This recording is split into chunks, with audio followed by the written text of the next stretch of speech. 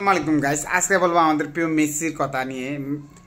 29 match খেলে যে কীর্তিতে Miami রাজা হবে মেসি। এখন মেজর সরকার লিগে টটনহ্যাম বিপক্ষে লিওনেল মেসির গোলে রক্ষা পেয়েছে ইন্টার মিয়ামি। সোমবার সকালে অনুষ্ঠিত হয় 1-1 গোলে ড্র করে তারা। এই ম্যাচে গোল করে নিজেকে নিয়ে গেলেন ইতিহাসের পাতায়। মেজর সরকার লিগ ইন্টার মিয়ামির হয়ে লিওনেল মেসিকে এখন সর্বোচ্চ গোলও অ্যাসিস্ট করা খেলোয়াড়। উফ,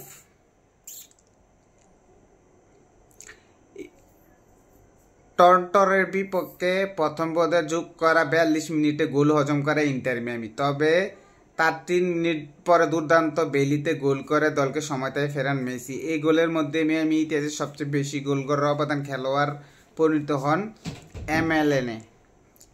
মেজর সরকার লিগে মেসি গোল ও অ্যাসিস্টের সংখ্যা 44টি। লিওনেল মেসি ছাড়িয়ে গেছেন ইন্টার মিয়ামি সাবেক তারকা গঞ্জালো হিগুয়েইনকে। আর্জেন্টিনার সাবেক এই তারকা ফরোয়ার্ড 2020 সাল থেকে 22 সাল পর্যন্ত ইন্টার মিয়ামি হয়ে 64 ম্যাচে 43টি গোল ভূমিকা করেছেন। আর লিওনেল মেসি তা ছাড়িয়ে গেছেন মাত্র 29 ম্যাচ খেলেই। বিশ্বসেরা তাকে এর জন্য বলা হয়েছে।